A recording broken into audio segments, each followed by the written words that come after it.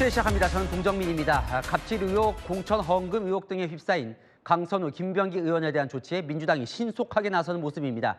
이 정청래 민주당 대표 요 며칠 범민의 반을 보냈다면서도 신상필벌할 수밖에 없다고 했습니다.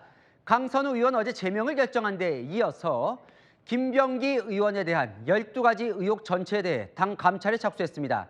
어제 제명 전 이 당 지도부는 윤리감찰단 보고를 받았는데요. 강선우 의원 이 당 윤리감찰단 소명 요청에도 응하지 않았던 것으로 취재됐습니다. 이혜주 기자의 단독 보도로 문을 엽니다.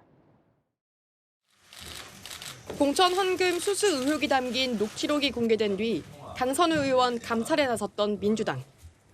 당 윤리감찰단은 강 의원에게 의혹을 소명해달란 요구를 했던 것으로 파악됐습니다. 하지만 어떤 입장도 듣지 못했습니다. 민주당 핵심 관계자는 윤리감찰단이 서면을 통해서라도 입장을 밝혀달라고 했지만 강 의원 측이 아무 답 없이 돌연 탈당했다고 했습니다. 강 의원은 SNS로 문제된 돈이 반환됐다는 글을 남기곤 모습을 드러내지 않고 있습니다. 의원님 계실까요? 말씀드릴 수 없습니다. 죄송합니다. 오늘 안 나오시는 거예요? 말씀드릴 수 없습니다. 죄송합니다. 어제 강 의원 제명을 결정한 민주당, 신상필벌 의지를 밝혔습니다. 요 며칠 동안 범민의 밤을 보냈습니다.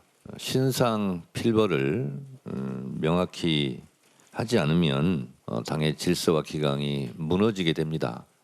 형사 기소가 된다든지 당연하게 사실로 밝혀진다면 의원직 사퇴는 당연한 거 아닌가요? 당은 김병기 전 원내대표에 대해서도 윤리심판원에 회부했습니다. 이해충돌 갑질 논란 등에 더해 새로 터진 6년 전 공천 헌금 묵인 논란까지 12개 의혹이 모두 포함됐습니다. 의원실 관계자는 경찰 수사 등 심판원 조사 등 성실히 임할 것이라고 했습니다. 오늘 안 오신다 그랬어요. 민주당 박수현 수석대변인은 김 전 원내대표도 신속하게 절차를 진행하고 징계 요청하면 신속히 의결할 것이라고 했습니다. 강 의원 측의 관련 입장을 듣기 위해 연락을 시도했지만 답변을 받지 못했습니다. 채널A 뉴스 이혜주입니다. 어제 당 지도부가 강선우 의원 제명까지 결정한 배경엔 이 당시 공관위 회의록이 결정타였다는데요. 이 들여다보니 당시 공관위원이었던 강선우 의원이 김경시 의원을 공천해야 한다. 이런 내용이 적혀 있었던 것으로 전해졌습니다. 한 공관위원은 강선우 의원이 김경시 의원 경쟁 후보를 폄하하는 발언도 했었다고 주장했습니다. 이솔 기자입니다. 민주당이 강선우 의원 제명을 결정한 배경엔 지난 2022년 4월 22일 김경시 의원 공천을 확정한 서울시당 회의록이 결정적이었습니다. 김병기 전 원내대표와 강 의원 사이에 돈 문제를 둘러싼 녹취 속 대화가 오간 다음 날입니다. 당시 회의록에 따르면 공천관리위원이었던 강 의원이 김 시 의원에게 단수 공천을 줘야 한다고 발언했던 것으로 알려졌습니다. 서울시당의 지난 지방선거 공천관리위원회의 회의록 정도는 저희가 볼 수 있는 거잖아요. 그것을 보면 충분하게 정황을 결론적으로 판단할 수 있는 그런 상황이었기 때문에. 문정복 의원도 대표실에 확인을 해봤더니 김경시 의원을 단수 공천 주자 이런 발언이 나왔었다고 했습니다. 강 의원이 당시 경쟁 후보를 깎아내린 발언을 했다는 주장도 나왔습니다. 당시 한 공관위원은 채널A에 김 시 의원을 포함해 두 후보가 최종 후보로 올라왔는데 강 의원이 다른 후보를 깎아내렸다며 회의석상에서 지역 내 갈등을 조장하고 제대로 소통하지 못한다며 폄하했다고 주장했습니다. 그는 지역구 현역 국회의원의 이 같은 발언은 실제 공천 과정에 상당한 영향을 줬다고도 덧붙였습니다. 민주당 핵심 관계자는 어제 윤리감찰단의 보고 이후 강 의원 관련 의혹이 더욱 깊어졌다며 제명 조치에도 영향을 미쳤다고 설명했습니다. 채널A 뉴스 이솔입니다. 김병기 전 민주당 원내대표도 공천 헌금으로 의심되는 논란에 휩싸였습니다. 지역구 전직 구의원들이 김 전 원내대표 부인에게 수천만 원을 건넸다가 돌려받았다는 내용의 탄원서가 공개가 됐는데요. 서창호 기자 보도 보시고 자세한 내용 아는 기자 이어갑니다. 김병기 전 더불어민주당 원내대표가 지난 2020년 총선을 앞두고 전직 동작구 구의원들로부터 금품을 받았다가 돌려줬다는 의혹이 재조명되고 있습니다. 2년 전 서울 동작을 국회의원이던 이수진 전 의원이 처음 폭로했습니다. 두 분이 진술서를 써왔어요. 돈을 줬었다. 물론 6개월 후인가 돌려받았지만 돈을 줬다. 굉장히 중요한 거잖아요.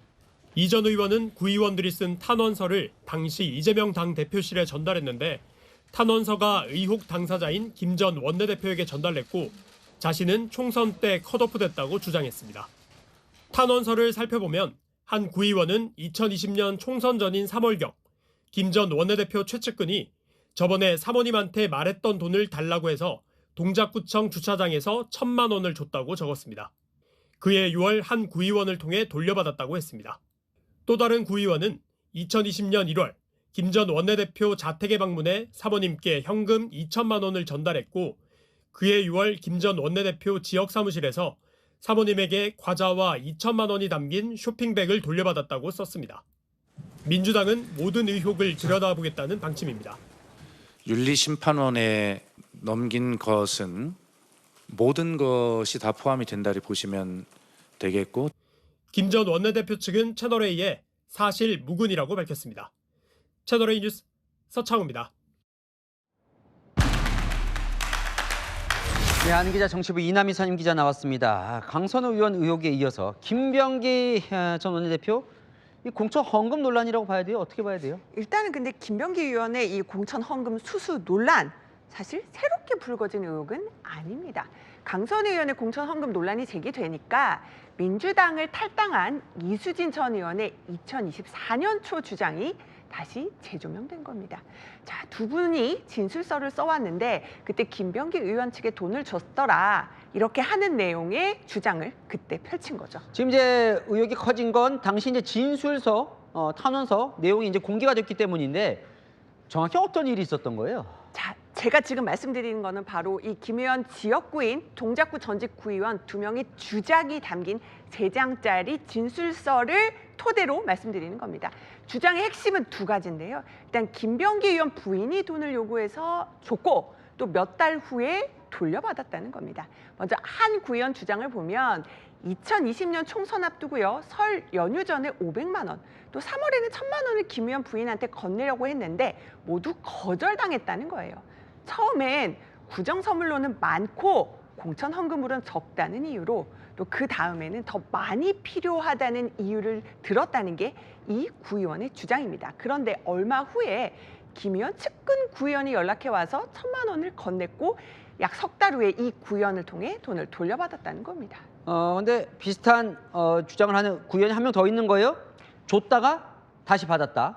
비슷한 주장입니다. 그런데 이 또 다른 구의원은요.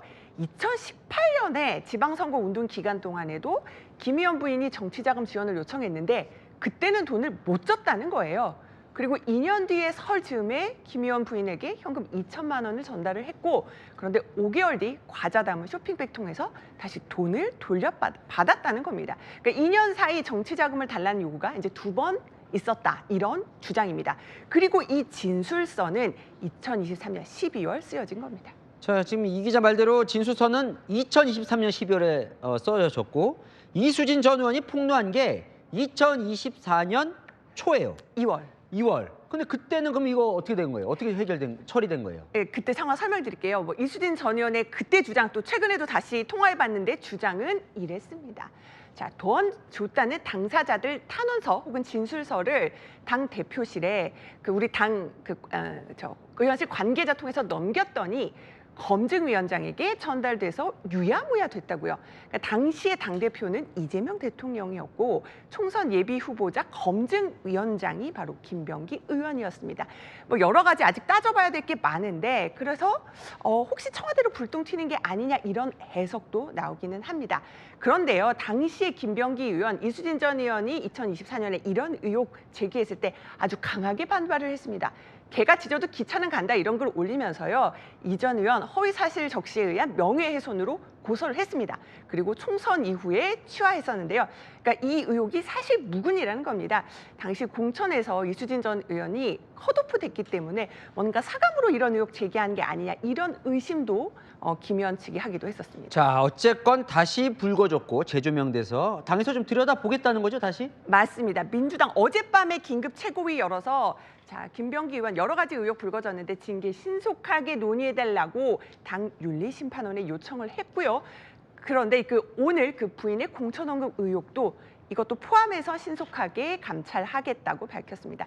사실 이 두 전직 구의원의 주장 맞는지 규명하는 게 핵심인데 일단 기자들이 계속 연락을 취하고 있는데 연락이 닿지 않는 상황입니다. 자, 공천원금 논란 의식해서일까요? 정청래 대표는 이번 지방선거 공천 잡음 없는 민주적 경선을 이끌겠다고 강조했습니다. 자, 원내대표 출사표 던진 백혜련 의원은요. 자, 김 의원의 공천원금 의혹 사실로 밝혀진다면 의원직 사퇴는 당연하다는 반응 보이기도 했는데요. 그만큼 이번 사안 엄중하게 보고 있다는 뜻이겠죠. 당 감찰 또 수사 추이 지켜봐야겠습니다. 잘 들었습니다. 이남희 선임 기자였습니다. 자, 이번엔 갑질 의혹에 휩싸인 이해훈 기획예산처 장관 후보자 속보로 이어갑니다. 지명 직후 당당하게 소회를 밝혔던 이 후보자, 오늘은 차에서 내리지 않고 인사청문회 준비 사무실로 출근했는데요. 인사청문회에 매진하겠다는 의지를 내비쳤습니다. 사퇴는 없다는 의지로 보입니다. 김세인 기자입니다. 이해훈 기획예산처 장관 후보자가 탄 검은색 차량이 주차장으로 진입합니다. 취재진을 지나쳐 그대로 건물 내부로 들어가 버립니다. 지난달 29일 첫 출근 당시 차량에서 내려 취재진에게 먼저 악수를 일일이 건네며 포부를 밝혔던 것과 대조적입니다. 국민의 삶을 풍요롭게 하는 이런 전략적 선순환을 기획예산처가 만들어내겠습니다. 다음 날엔 계엄과 탄핵 국면에서 내놓은 발언과 행동을 사과했고 갑질 폭언 논란이 불거지자 아예 모습을 드러내지 않은 겁니다. 이 후보자 측은 청문회에서 소명하겠다는 입장입니다. 이 후보자는 채널A에 국회에 제출해야 할 인사청문회 서류가 급하다며 청문회 준비에 매진하고 있다는 입장을 밝혔습니다. 일각에서 나오는 후보 사퇴 가능성을 일축하고 우선 청문회 완주부터 하겠다는 의지를 내비친 겁니다. 이 후보 측 관계자는 인턴 직원에 대한 직접 사과와 공식적인 사죄 의향이 열려 있다면서도 인사청문회 준비로 바쁜 상황이라고 설명했습니다. 채널A 뉴스 김세인입니다. 하지만 여당 기류는 미묘하게 달라지고 있습니다. 처음으로 여당 내에서 이해훈 후보자 사퇴 요구 목소리가 터져 나왔습니다.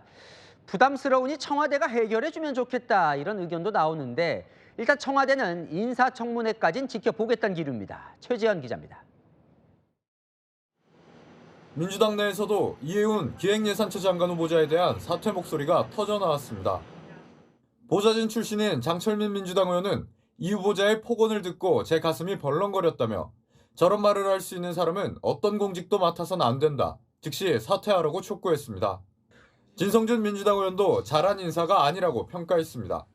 인사권은 존중돼야 된다고 마땅합니다만 저는 잘한 인사다 하는 생각은 별로 안 듭니다. 갑질의 대명사였다라는 얘기까지 나올 정도이거든요. 민주당 핵심 관계자는 지금까지 나온 내용이 가관이었다며 청와대에서 결정해줘야 할 문제라고 말했습니다. 또 다른 핵심 관계자는 청문회에서 꼭 통과시켜야 할 사안은 아니지 않나라며 부정적으로 내다봤습니다. 청와대는 청문회까지는 가야 한다는 기류입니다. 이재명 대통령이 통합을 위해 결단한 인사인 만큼 섣불리 포기하기는 이르다는 겁니다. 대통령도 이게 도전이라는 사실은 알고 있습니다. 청문회에서 본인의 정책적인 비전과 철학에 대해서 검증될 거라고 저희는 생각하고 있고요. 이 후보자는 민주당에 청문회 전까지 계속 사과 의사를 밝히겠다고 한 것으로 전해집니다. 채널A 뉴스 최재현입니다. 국민의힘은 정부의 인사검증 시스템이 완전 붕괴됐다며 청와대를 겨냥했습니다. 이해훈 후보자 보좌진 갑질 의혹을 사전에 알지 못할 정도로 검증을 못하면 그건 인사참사라고요. 이해훈 후보자 지명 철회 그리고 김병기 강선우 의원 의원직 사퇴를 요구했습니다. 정성원 기자입니다. 정부의 인사검증 시스템이 완전히 붕괴되었다는 뜻입니다. 최소한의 검증과 세평조회만 했더라도 이런 사람을 장관에 지명하는 일은 없었을 것입니다. 국민의힘은 이해운 기획예산처 장관 후보자의 갑질 의혹을 비난하며 인사 참사라 비판했습니다. 보좌진에 대한 막말과 고성, 집안일 요구 등 갑질 의혹은 사전에 파악할 수 있었던 거란 겁니다. 장동혁 대표는 이 후보자 지명 철회를 요구했습니다. 직원에게 내가 너를 죽이고 싶다는 막말을 퍼붓는 사람에게 어떻게 한 나라의 살림, 국정, 예산을 맡길 수 있겠습니까? 즉각 지명을 철회하고 인사 참사에 대해 국민 앞에 사과해야 할 것입니다. 주진우 의원은 SNS에 이 후보자가 의원 시절 보좌진에게 해외 유학 중이던 아들들을 공항에서 데려오라고 지시했다는 의혹도 새롭게 제기했습니다. 국민의힘은 공천 헌금 의혹에 휩싸인 김병기, 강선우 의원에 대한 의원직 사퇴도 요구했습니다. 장 대표는 공천 뒷거래야말로 최악의 범죄라며 두 사람에 대해 강제 수사에 돌입해야 하며 미적거리면 특검으로 진상 규명해야 한다고 압박했습니다. 채널A 뉴스 정성원입니다. 네, 청와대에서 신년 인사회가 열렸습니다. 이재명 대통령은 이 행사에서 프로게이머 페이커 이상혁 선수에게 가장 높은 등급의 체육 훈장을 수여했습니다. 김민곤 기자입니다. 청와대 영빈관으로 걸어 들어오는 이재명 대통령, 정청래 민주당 대표, 그리고 이준석 개혁신당 대표 등과 악수를 나눕니다. 여당이 비판하고 있는 조희대 대법원장과도 웃으며 인사합니다. 이 대통령은 프로게이머 페이커 이상혁 선수에게 게임 분야 최초로 최고 등급의 체육 훈장 청룡장을 수여했습니다. 이 선수는 리그 오브 레전드 월드 챔피언십에서 3연패 달성이라는 대기록을 달성했습니다. 이 대통령은 대선 후보 시절 직접 리그 오브 레전드 체험에 나서며 게임 산업 육성 의지를 밝혀왔습니다. 장동혁 대표 등 국민의힘 지도부는 초청 대상이었지만 불참했습니다. 오세훈 서울시장, 박형준 부산시장도 참석하지 않았습니다. 어제 신년사에서 이른바 통합 넥타이를 메고 온 이 대통령은 오늘도 파란색, 빨간색이 교차된 넥타이를 착용했습니다. 생각이 다르다는 이유로 서로 등을 돌리거나 차이가 극단적 대립의 씨앗이 되는 그런 사회는 결코 앞으로 나아갈 수 없습니다. 채널A 뉴스 김민곤입니다. 네, 국민의힘도 지방선거 모드에 돌입했습니다. 오세훈 서울시장 참을 만큼 참았다며 장동혁 대표를 공개 압박하기도 했죠. 하루 만에 장 대표도 응수에 나섰습니다. 후보들부터 잘하라며 새 인물로 파격 공천할 수 있다고요. 손인혜 기자입니다. 신년 기자회견을 가진 장동혁 국민의힘 대표. 지방선거 공천 때 새로운 인물을 강조했습니다. 저는 이번 지방선거에서 승리를 위해서 공천에 있어서도 새로운 인물들로 파격적인 공천 혁신을 시도하겠습니다. 현역단체장 공천 프리미엄은 없다는 뜻으로 오세훈 서울시장을 겨냥했다는 해석도 나옵니다. 오 시장은 전날 당 지도부를 공개 압박한 바 있습니다. 이제 계엄으로부터 당이 완전히 절연을 해야 될 때가 온 것 같습니다.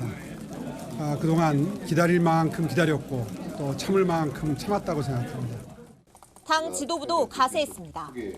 새로운 인물을 발굴하고 혁신적이고 공정한 공천을 통해서 국민 여러분들께 다가서고 당원분들의 마음을 얻는 선거가 될 수 있도록 노력하겠습니다. 박민영 당 미디어 대변인은 신년 박빙 여론조사를 언급하며 후보자 개인의 경쟁력 문제, 총체적 무능과 당성 결여라고 직격했습니다. 경쟁자로 거론되는 나경원 의원도 오 시장을 겨냥했습니다. 오세훈 추미애 더 정치적으로 이기고 싶다 이런 생각 드는 사람. 오세훈을 좀 이겨보고 싶은. 뭐 훌륭한 업적이 있어서가 아니라 좀. 당내에선 공천 혁신 방안으로 새 인물에 가산점을 주거나 현역 출마자에 페널티를 주는 안도 거론됩니다. 당 관계자는 아직 정해진 게 없다면서도 국민의 관심을 끄는 선출 과정이 필요하다고 했습니다. 채널A 뉴스 손인혜입니다. 자, 김정은 북한 국무위원장의 딸 주애와 관련된 새해 북한 보도 심상치가 않습니다. 오늘은 김일성과 김정일 시신이 안치된 금수산 태양궁전을 참배했는데 김주애 오늘도 중앙이었습니다. 어제도 중앙이었죠?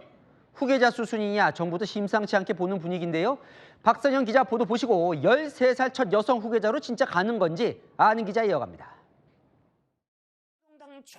문이 열리며 김정은 위원장과 딸 주혜가 들어옵니다. 사진각도상 주혜가 정중앙에 위치해 있습니다. 오늘 노동신문은 새해 첫날이던 어제 김 위원장과 리설주 그리고 딸 주혜가 금수산 태양궁전을 참배했다고 보도했습니다. 금수산 태양궁전은 김일성과 김정일 등 선대 지도자들의 시신이 안치된 곳으로 주혜가 공개 참배한 건 처음입니다. 전날 진행된 신년 경축 공연장에서도 주혜는 김 위원장과 리설주 사이 중앙에 있었습니다. 전문가들은 새해 들어 연이어 주혜를 중앙에 비추는 상징적 연출이 이어지고 있다는 점에 의미를 부여했습니다. 북한 고위 외교관 출신 태영호 전 의원은 조만간 9차 당대회를 계기로 후계자로 확정 발표할 것 같다고 전망했습니다. 주혜가 후계자로서 중요 직책을 맡을 것이란 분석도 나왔습니다. 김주혜가 정중앙 자리에 선 거는 앞으로 있을 당대회에서 김주혜가 제2인자 직책이라고 할 수 있는 당중앙위원회 제1비서직에 선출될 가능성을 시사하는. 북한은 조만간 있을 당대회에서 당과 군인사를 포함한 통치체제를 점검할 것으로 전망됩니다. 통일부는 첫 방문이라는 점에서 유의해서 보고 있다며 앞으로도 주의 깊게 살필 것이라고 밝혔습니다. 채널A 뉴스 박선영입니다. 네, 아는 기자 정치부 김유진 처장 나왔습니다. 어제에 이어 오늘도 주혜가 센터다. 이례적인 건 확실한 거죠? 오늘 나온 북한 노동신문 함께 보시면요. 김정은 북한 국무위원장의 딸 주혜가 가운데에 있죠. 북한 노동신문 한 컷 한 컷 사실상 다 검열을 거쳐서 공개됩니다. 의도적으로 주혜를 가운데에 배치한 겁니다. 어제 공개된 사진들 속에도 주혜는 중앙에 위치했는데요. 상당히 의도적이고 이례적이다 이렇게 볼 수 있습니다. 게다가 오늘 간 곳이 이제 어제 간 곳이죠. 오늘 공개된 이 금수산 태양궁전. 이곳에 간 게 의미가 있다면서요? 금수산 태양궁전은 북한에서 정치적으로 그리고 또 종교적으로 성지로 꼽히는 곳입니다. 김일성 주석과 김정일 국방위원장의 시신이 안치돼 있죠. 정치적으로 백두혈통의 정통성을 상징하고요. 종교적으로는 수령의 영생론, 그러니까 비록 수령의 육신은 사라졌지만 수령의 정치적인 생명력은 영원하다. 이런 의미가 서린 성역입니다. 김정은 위원장, 2023년을 마지막으로 이곳 참배를 하지 않았는데 선대의 그림자에서 벗어나 독자적인 입지를 구축하려고 한다. 이런 해석들이 나왔었죠. 그러다가 올해 대대적으로 가족과 당 간부 등을 이끌고 등장한 겁니다. 네, 3년 만에 주혜와 함께 나타난 건데 선대 수령에 인사를 시킨 것이다. 이런 평가가 나옵니다. 가장 궁금한 건 이거예요. 주혜가 후계자가 되는 겁니까? 국정원은 그동안 주혜의 후계자 가능성을 높게 보면서도 단정하지는 않아 왔습니다. 일단 김 위원장 아들이 한 명 있는 걸로 전해지거든요. 몸이 아프다, 유학 갔다 이런 말들이 있었는데 국정원은 그럴 가능성을 높게 보지 않고 있습니다. 그러다 보니까 아들의 깜짝 후계자 가능성도 제기돼 왔는데 새해 전후 모습을 보면 주혜에게 확실히 힘을 실어주는 모습입니다. 그러니까 뭔가 지금 주혜가 센터로 가는 거 계산된 연출로 보이는 거죠. 일본 니혼게이자의 신문은 주혜를 후계자로 암시하는 연출 이렇게 분석을 하던데요. 어제 공개된 신년 경축 행사 때 주혜가 김 위원장 얼굴에 한쪽 손을 대고 볼뽀뽀를 합니다. 파격적이라고 볼 수 있고요. 지난해 12월 20일 삼지연 호텔 준공식에선 주혜가 김 위원장과 손깍지를 끼고 어깨에 손을 올리는 등 거리낌 없이 스킨십을 해요. 김 위원장 옆에 바짝 붙어서 존재감을 과시한 거죠. 정확히 몇 살인지 추정이지만 13살로 추정을 하던데 아니 후계자를 이렇게 빨리 결정을 해요? 매우 이례적이죠. 할아버지와 아버지는 모두 성인 이후에 후계자가 됐거든요. 후계자로 일찍 지목한다면 첫 여성 후계자라는 특수성이 감안됐다. 이런 분석이 나옵니다. 북한에서 여성의 지위가 상대적으로 높지 않다 보니까 여성을 지도자로 내세우려면 내부적으로 충분한 정당성을 확보할 시간이 필요하다는 거죠. 그래서 백두혈통을 강조하기 위해 어제 금수산 태양궁전에 데려갔다. 이런 분석도 나옵니다. 하지만 단정하기 이르다. 이런 분석도 여전합니다. 아무리 그래도 김정은이 아직 40대 초반으로 젊고 주혜가 너무 어리다는 거죠. 여전히 주혜는 김정은의 마스코트다. 이런 의견도 있습니다. 자, 그렇다면 뭘 보면 좀 이게 후계자가 될지 여부를 알 수 있어요? 양무진 교수가 오늘 가운데 위치 정도가 아니라 주혜 단독 장면이 보도되기 시작하면 그건 후계자라고 봐도 된다 이렇게 분석을 했습니다. 다음 달 정도로 예측되는 9차 당대회에서 가늠해 볼 수 있다고 전문가들은 보더라고요. 거기서 주회가 당의 공식 직책을 맡으면 후계에 훨씬 가까워진다는 거죠. 김 위원장도 후계자 시절 청년대장 이렇게 불리면서 입지를 다졌는데요. 딸을 청년 동맹에서 활동하도록 할 수 있다는 이야기도 나옵니다. 올해 내내 주회의 후계자 여부는 초미의 관심사가 될 건 확실해 보입니다. 잘 들었습니다. 김유진 차장이었습니다. 다음 소식입니다. 자, 지금 광역단체장은 17곳이죠. 그런데 올해 6월 지방선거 땐 15명만 뽑을 것으로 보입니다. 대전, 충남에 이어 광주시와 전라남도도 지방선거 전 통합이 추진됩니다. 오늘 두 단체장이 행정통합 추진을 공식 선언했습니다. 공국진 기자입니다. 5.18 민주묘지를 참배한 강기정 광주시장과 김영록 전남지사. 광주와 전남의 행정통합 추진을 공식 선언했습니다. 정부가 통합 시도에 대해 교부세 추가 배분과 공공기관 우선 이전 등 인센티브를 계획하는 만큼 지금이 절호의 기회라는 겁니다. 6월 지방선거에서 통합단체장을 뽑는 것을 목표로 논의를 속도감 있게 추진하기로 했습니다. 시도민들은 이미 마음속에 통합을 찬성하고 절대적으로 바라고 있는 것 아니냐 이렇게 저희들은 판단하고 있습니다. 7월 1일부터는 전남 광주 대통합, 광주 전남 대통합의 새로운 역사를 가야 한다는 것이 저는 새 역사의 절대절명의 과제로.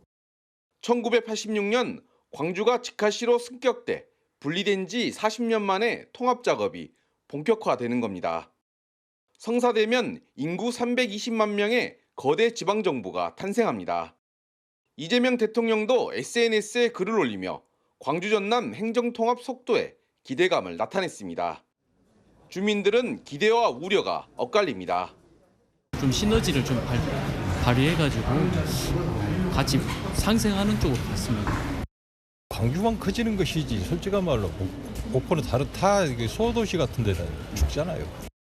통합안 마련부터 주민동의와 법안 국회 통과 등 과제가 산적해 있다는 지적도 있습니다.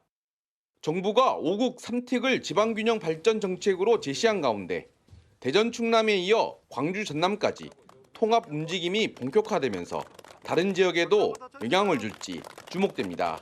채널A 뉴스 공국진입니다. 정부가 2030 탈모 바우처를 검토하고 있습니다. 이 탈모는 생존의 문제라며 건강보험 적용을 검토하라는 대통령 지시가 있었죠. 확정이 된다면 20대, 30대 청년들에겐 탈모 치료받을 때 병원이나 약국에서 현금처럼 쓸 수 있는 바우처가 제공됩니다. 김지훈 기자입니다. 30대 직장인 A씨는 2년 전부터 M자 탈모 치료를 받기 시작했습니다. 왁스를 바르든 그 스프레이로 고정을 하든 뭘 해도 이게 약해가지고 보고 있으면 약간 눈속이 상하기도 하고 자신감이 좀 꺾이는 부분은 확실히 있다고 생각해요. 2030 세대에게 탈모 치료는 생존의 문제나 다름없다고도 합니다. 머리 때문에 그 인상이 별로 안 좋게 보이셔가지고 평가받는 것에서 불이익을 받는 경우도 있었다고 하시더라고요.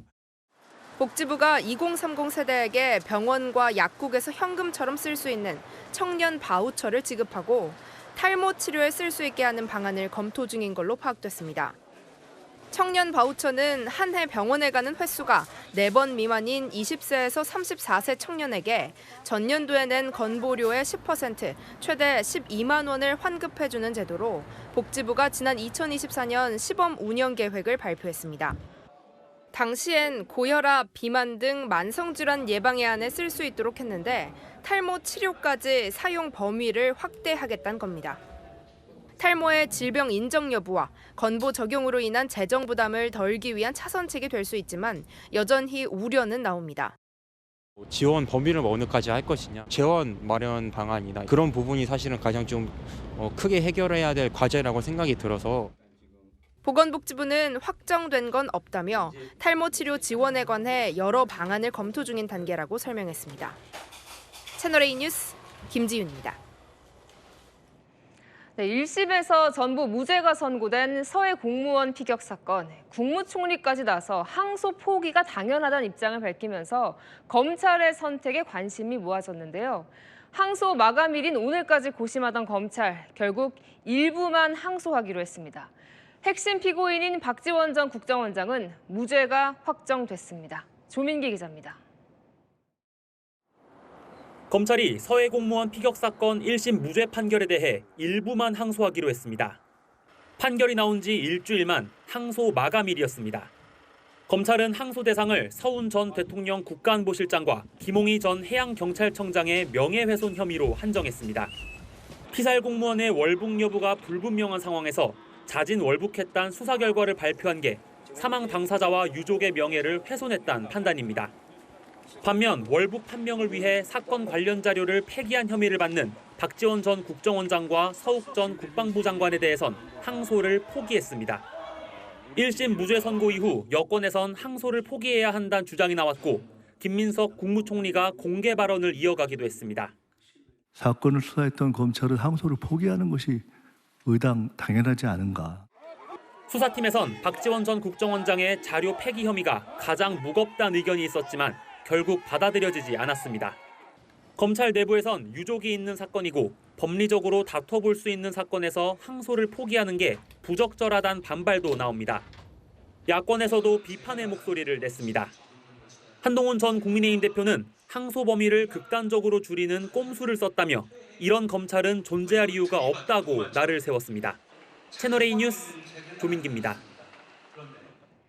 네, 경찰 지휘부 회의에 윤호중 행정안전부 장관이 직접 참석했습니다.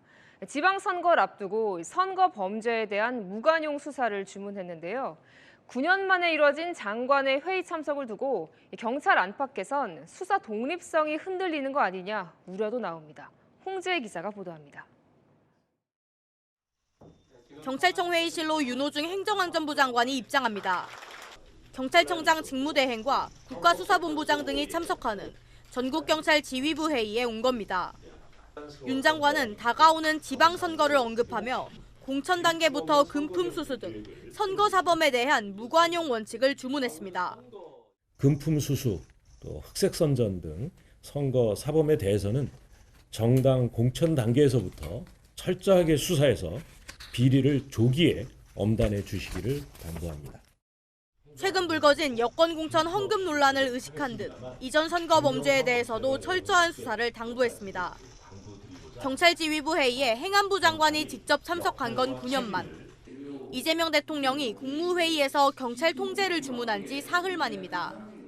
국수본부장 한번 되면 수사는 아무의 통제도 안 받고 자기 마음대로 하냐. 법무부, 검찰도 법무장관의 지휘를 받는데 이런 문제가 있는 거예요.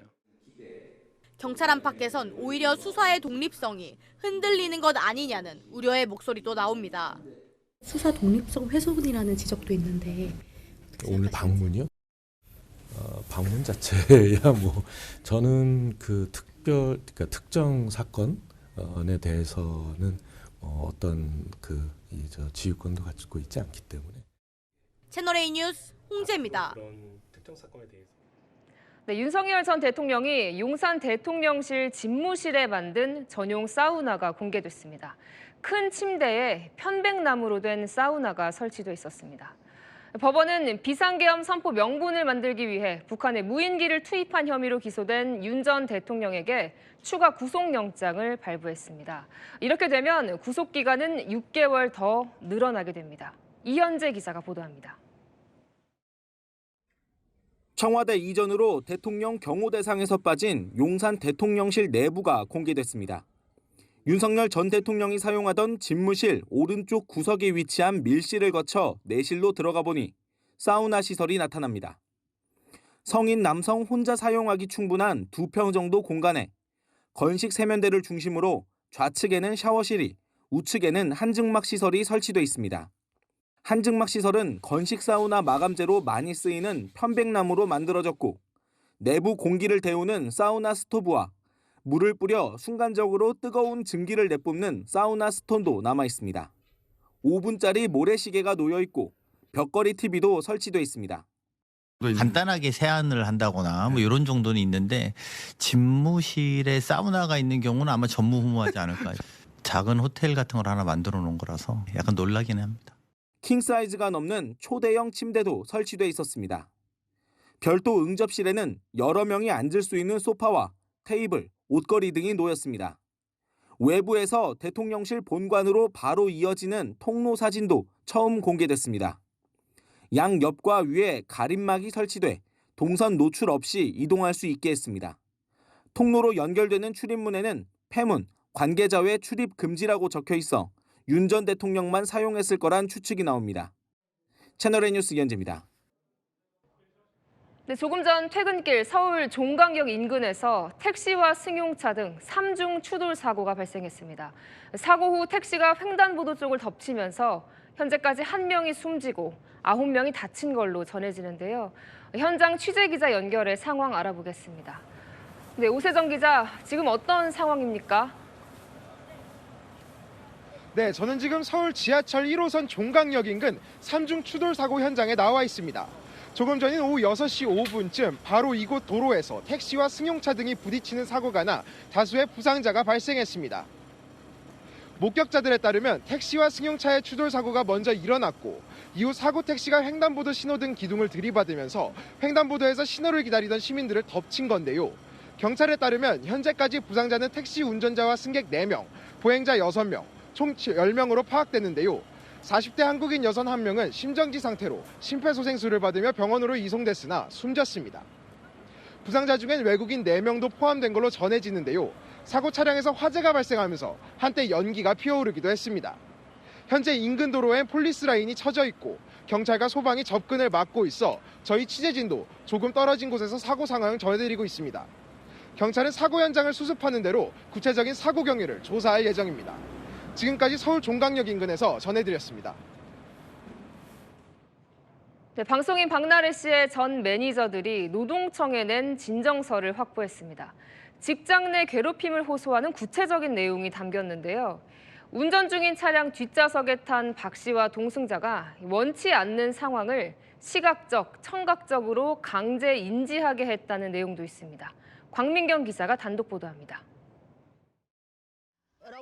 박나래 씨 전 매니저들이 노동청에 제출한 진정서엔 그간 알려지지 않은 직장 내 괴롭힘 피해를 주장한 내용이 담긴 걸로 파악됐습니다. 매니저들과 함께 있는 차량에서 박 씨와 동승 남성의 특정 행위로 인해 피해를 입었다는 겁니다. 진정서에는 운전석과 조수석에 타고 이동 중인데 박 씨가 뒷좌석에서 남성과 함께 행위를 했다며 차량이라는 공간 특성상 상황을 피하거나 자리를 벗어나는 게 불가능한데도 박 씨가 사용자 지위를 이용해 원치 않는 상황을 시각, 청각적으로 강제 인지하게 했다는 내용이 담겼습니다. 박 씨 행위가 단순한 사적 일탈이 아니라 자신의 우월적 지위를 이용한 직장 내 괴롭힘에 해당한다는 겁니다.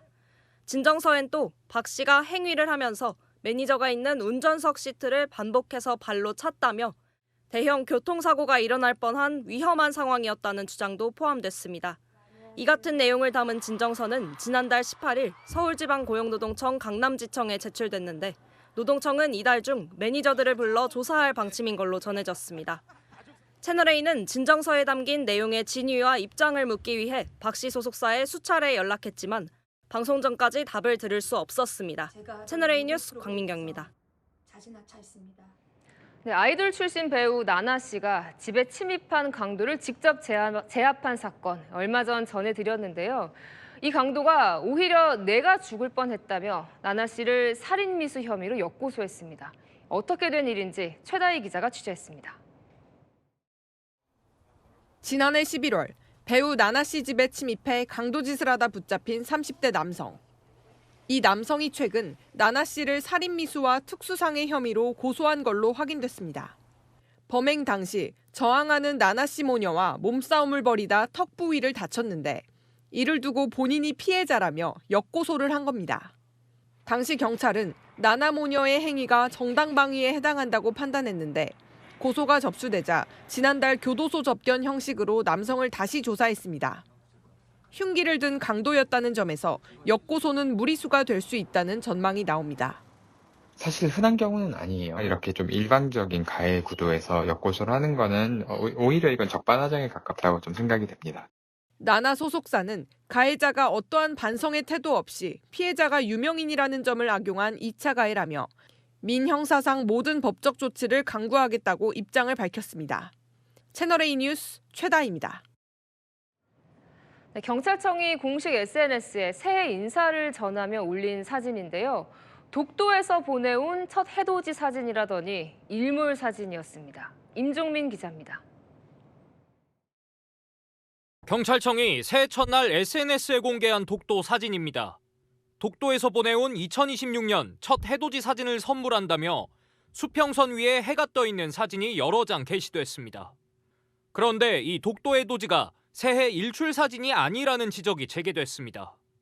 독도 일출을 찍으려면 서도에서 동도를 보며 촬영해야 하는데 일부 사진이 반대 방향에서 촬영됐다는 겁니다. 독도 전문가인 서경덕 교수가 공개한 실제 독도 일출 사진엔 섬 곳곳에 눈이 쌓인 모습인데 경찰청이 공개한 사진엔 보이지 않습니다. 보자마자 이거 제가 잘못된 거를 이렇게 올렸네라는 생각이 들더라고요. 가짜 사진 논란이 일자 경찰청은 사진을 삭제하고 사과문을 게시했습니다. 경찰은 지난해 촬영된 독도 사진 중 붉은 태양의 이미지로 희망을 전달하고 싶었다며 소개 문구에서 혼동을 빚게 된 점에서 국민들께 사과드린다고 밝혔습니다. 지난 2020년엔 문화체육관광부도 신년 인사에서 독도 본도가 아닌 사진을 잘못 올려 질타를 받은 바 있습니다. 채널A 뉴스 임종민입니다. 연일 몰아닥치고 있는 극강 한파 조금만 견디시면 될 것 같습니다. 내일 낮 이후로는 평년 수준을 회복한다는데요. 얼마나 추운지 광화문 나가 있는 취재기자 연결해 보겠습니다. 장훈 기자, 제가 밖에 나가 보니까 낮에 많이 춥던데요. 퇴근길 상황은 어떻습니까? 네, 지금 두꺼운 패딩을 입고 이렇게 목도리까지 둘러맸지만 얼굴이 얼얼할 정도로 춥습니다. 지금 이곳 광화문 기온이 영하 6도 정도 되고요. 칼바람까지 매섭게 불면서 체감온도는 영하 10도를 넘어섭니다.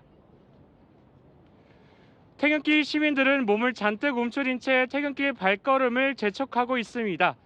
오늘 전국적으로 영하의 날씨가 이어졌는데요. 오늘 아침 서울 기온 영하 11.4도, 체감온도는 영하 17.5도까지 떨어졌고 최고 기온도 영하 3.8도에 그쳤습니다. 주말인 내일 아침까지는 강추위가 이어질 전망인데요. 서울이 영하 9도, 천안 영하 10도, 광주 영하 5도, 대구 영하 6도를 기록하겠습니다. 낮부터는 추위가 누그러지겠습니다. 한반도 상공을 뒤덮은 영하 35도 안팎의 상공기가 한반도를 빠져나가고 있기 때문인데요. 낮 기온 서울이 2도, 대전 4도, 부산 7도, 광주 6도, 제주 11도로 영상의 날씨 회복하겠고요. 휴일에도 낮 기온 영상권에 머무르겠습니다. 기온이 오늘보다는 오르지만 평년 1월 수준의 추위가 이어지는 만큼 건강관리 유의하셔야겠습니다. 지금까지 광화문 광장에서 전해드렸습니다. 새벽부터 전국 곳곳에 많은 눈이 내리고 있습니다. 울릉도엔 사흘 새 30cm 훌쩍 넘는 눈이 쌓였습니다. 비행기와 배편이 차질을 빚었고 빙판길에 사고도 속출했습니다. 허준원 기자가 보도합니다. 섬 전체가 온통 하얗게 변했습니다. 마을도 산 정상도 눈에 덮였습니다. 강한 눈보라에 배들은 발이 묶였습니다. 소금물을 뿌리고 눈을 치워봐도 그때뿐입니다. 얼마 안 돼 눈은 다시 쌓입니다. 새해 벽두부터 울릉도에 대설특보가 발효 중인 가운데 지금껏 32.7cm의 눈이 쏟아졌습니다. 풍랑에 강풍특보까지 겹치면서 주민들에게 물품을 공급하는 화물선 운항은 오는 5일까지 중단됐습니다. 좁은 골목 같은 경우는 그 눈을 어디에 놔둘 데가 없잖아요. 리어카나 손솔에 바구니 같은 걸 해갖고 잡아요, 저 눈을. 제주에도 많은 눈이 내렸습니다. 한라산 삼각봉엔 24cm가 넘는 눈이 쌓이면서 산간도로가 전면 통제됐습니다. 눈을 치우기 위해 군용 차량까지 동원됐습니다. 제주공항을 오가는 비행기가 150편 넘게 결항 또는 지연되면서 차질이 빚어지기도 했습니다. 올 사람이 있는데 그 친구도 6시에 올 건데 여기 보니까 뭐 결항이 된 것 같더라고요. 택시가 미끄러져 3명이 병원에 이송되는 등 눈길 교통사고도 이어졌습니다. 역시 대설특보가 발효 중인 전남 해안 지역에도 10cm 내외 눈이 쌓였습니다. 기상청은 내일 오전까지 울릉도와 제주도, 전남 서부 지역에 3에서 5cm, 많은 곳은 15cm의 눈이 더 내리겠다고 예보했습니다. 채널A 뉴스 허준원입니다. 개인정보 유출 이후에 쿠팡을 탈퇴하고 싶지만 그래도 새벽 배송 아쉬워서 못한다는 소비자들 여전히 많은데요. 그런 소비자들을 겨냥해 경쟁사들이 퀵배송 서비스 강화에 나서고 있습니다. 쿠팡 독주 체제에 균열이 생기면서 업계 지형이 바뀔 수도 있다는 전망도 나옵니다. 김태우 기자가 보도합니다. 대형마트 직원이 카트에 채소와 과일을 바쁘게 옮겨 담습니다. 고객이 온라인 플랫폼을 통해 주문한 식품들입니다. 오후 2시까지만 주문하면 당일 배송이 가능해 이용 고객이 늘었습니다. 지난 2주 동안 매출이 전월 대비해서 15% 정도 늘었고요. 또 다른 대형마트도 월 2,900원의 구독료에 무제한 무료 배송 서비스를 시작했고, 한 배달앱에서는 하루 중 언제 주문하든 다음 날 원하는 시간에 받아볼 수 있는 서비스를 꺼내들었습니다. 대형마트 업계가 온라인 수요 공략에 나섰습니다. 대규모 정보 유출 사태로 쿠팡에 대한 신뢰도가 낮아지면서 쿠팡의 일일 접속자는 꾸준히 줄어들고 있는 상황. 그 틈새를 노리는 경쟁이 치열해지고 있습니다. 한 패션 플랫폼도 쿠팡을 겨냥한 듯한 온라인 이벤트를 열었습니다.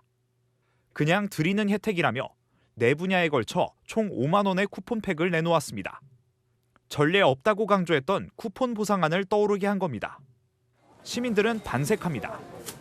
대안이 될 수 있는 다양한 시스템들이 많아가지고 쿠팡 없이도 그냥 잘 활용할 수 있을 것 같아요. 소비자들의 선택권이 조금 더 넓어질 수 있지 않을까.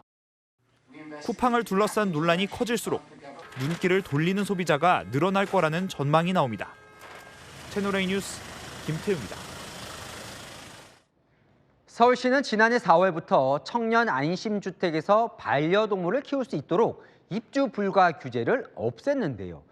그런데 현장에선 여전히 반려동물을 내보내야 하는 상황입니다. 어떻게 된 일인지 김승희 기자가 취재했습니다. 청년 안심주택에선 반려동물과 함께 살 수 있다는 서울시 홍보를 보고 지난달 5개월 된 강아지와 입주한 20대 정모 씨. 하지만 이틀 전 관리사무소로부터 강아지를 내보내란 통보를 받았습니다. 입주민들의 투표하에 정해졌단 겁니다. 생애 한 번뿐인 기회거든요. 미리 반려동물을 키울 수 없다고 공지가 됐으면 저는 지원을 하지 않았을 것 같아요. 하지만 서울시는 지난해 4월 규제 철폐 104호로 청년 안심주택 내 반려동물 동반 입주 불가 규정을 폐지했습니다. 규제 철폐는 지난해 서울시의 시정 화두였습니다. 100일간의 집중 추진 기간 동안 총 127건의 규제가 사라지게 되었습니다. 이벤트가 돼서는 안 됩니다. 중랑구의 또 다른 청년 안심주택 입주자도 입주 첫날에야 반려동물 거주 동의서를 받아야 한다는 안내를 받았습니다. 반려동물로 인한 피해가 발생한 경우에만 퇴거를 요구할 수 있는데도 여전히 입주 단계에서부터 제약이 따르고 있는 겁니다. 서울시는 해당 건물의 입주민 투표 과정이 잘못됐다고 판단해 시정 조치를 요구하는 행정 지도를 했다고 밝혔습니다. 채널A 뉴스 김승희입니다. 네, 뉴욕 역사상 첫 무슬림이자 최연소로 시장에 당선된 맘단이 독특한 경력만큼 첫 출근도 취임식 분위기도 달랐습니다. 택시를 타고 출근해 대형 스크린을 통해 취임식 현장 분위기를 전했는데요. 혹한에도 수많은 시민들이 거리로 나와 취임식을 즐겼습니다. 뉴욕에서 조아라 특파원입니다. 화제를 몰고 다닌 조란맘단이 신임 뉴욕시장은 첫 출근부터 남달랐습니다. 의전 차량이 아니라 택시를 타고 시청에 도착했습니다. 노동자와 서민을 위한 도시를 만들겠다는 약속을 취임식 첫 등장부터 행동으로 보여준 것입니다. I was elected as a democratic socialist and I will govern as a democratic socialist. I will not abandon my principles for fear of being deemed radical. 무상버스 임대료 동결, 부자 증세 등 급진적이라는 평가가 나온 기존 공약을 실현하겠다는 의지로 풀이됩니다. 풀뿌리 선거 운동으로 당선된 시장답게 많은 시민들이 대형 스크린을 통해 취임식 분위기를 함께 즐길 수 있도록 했습니다. 뉴욕 역사상 첫 무슬림이자 최연소 시장의 취임을 축하하기 위해 이 영하로 떨어진 혹한의 날씨에도 시민 수만 명이 거리로 쏟아져 나왔습니다. I'm very cold. What made you come problems here and in this cold possibilities. weather? I find really inspiring about him is how many people he was able to rally and get as volunteers. 특히 10대를 포함한 젊은 세대가 눈에 띄었고 음악에 맞춰 춤을 추며 현장 분위기를 달궜습니다. I'm supporting him because of all of his policies. I'm here with my friends. It gets a little cold, but then the music and the warmth of everyone else keeps us going. 무슬림뿐 아니라 유대인 등 다양한 종교를 배경으로 한 시민들도 현장을 찾았습니다. 취임식 이후 곧바로 시정에 돌입한 맘다니는 세입자 보호, 행정 명령에 서명하는 등 공약 실천에 속도를 내고 있습니다. 뉴욕에서 채널A 뉴스 조아라입니다. 네, 일본에도 새해부터 폭설이 몰아쳤습니다. 많이 내린 곳은 이틀 새 아이 키만큼 눈이 쌓였는데요. 도시 곳곳이 순식간에 설국으로 변했습니다. 도쿄에서 송찬욱 특파원이 보도합니다. 폭설로 뿌옇게 변한 도로 위를 앞차의 후미 등에 의지해 나아갑니다. 제설 열차가 철로에 눈을 치우느라 분주하게 움직이는 사이 철도 운행은 멈춰 시민들의 발이 묶였습니다.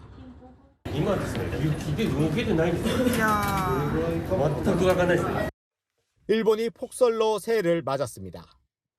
현관문을 열자 다리가 푹 들어갈 만큼 쌓인 눈에 깜짝 놀랍니다.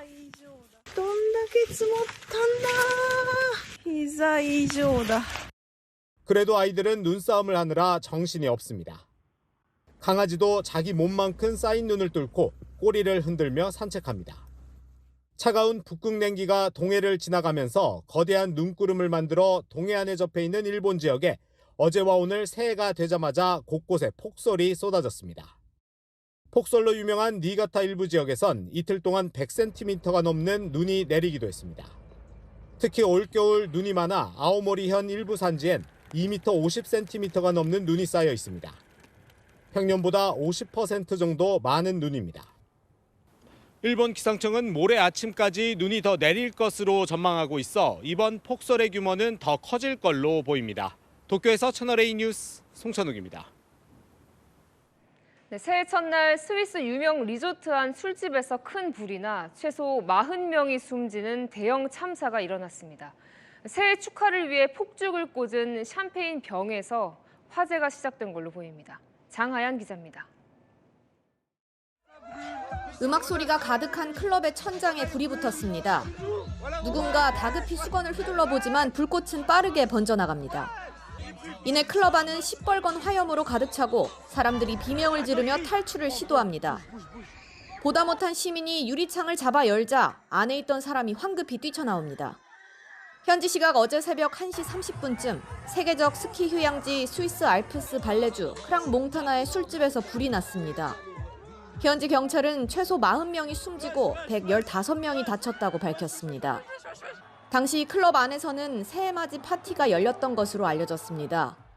더 가디언 등 유럽 언론들은 샴페인에 달린 초의 불꽃이 천장에 붙으며 불이 시작됐다는 목격자 진술을 전했습니다. 경찰은 정확한 화재 원인을 조사하고 있습니다.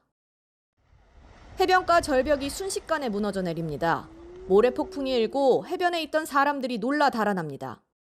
현지 시각 지난달 31일 오후 영국의 일출 명소 웨이머스의 쥐라기 해변 절벽이 무너졌습니다.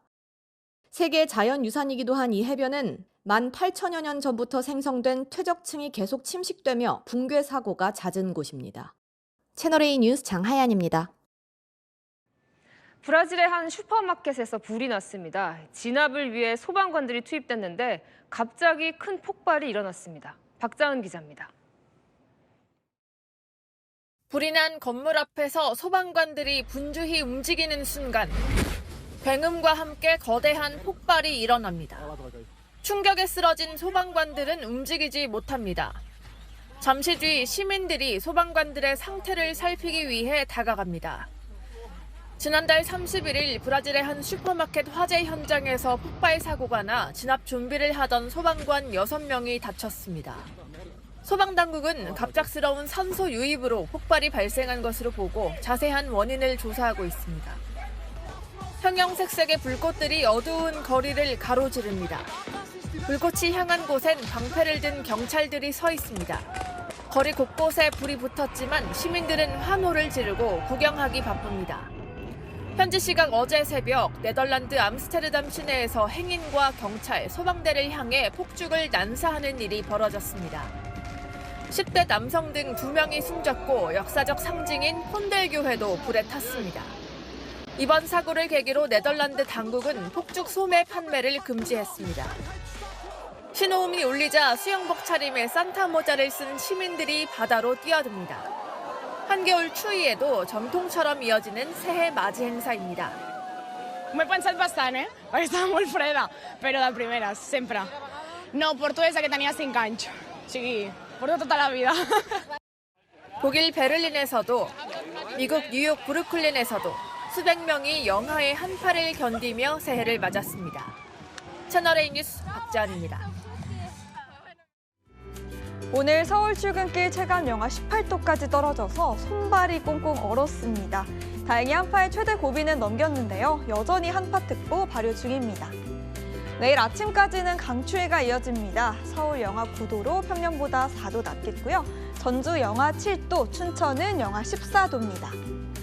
한낮부터는 서울 2도, 대전 4도, 대구는 5도로 예년과 비슷한 영상권을 회복하고요. 모레부터 당분간은 극심한 한파 없이 이맘때 겨울 날씨를 보이겠습니다. 하지만 맑은 날씨가 이어지며 건조합니다. 수도권 등 내륙에도 건조특보가 확대돼서 불조심하셔야겠습니다. 날씨였습니다. 뉴스의 마칩니다. 시청해주셔서 감사합니다.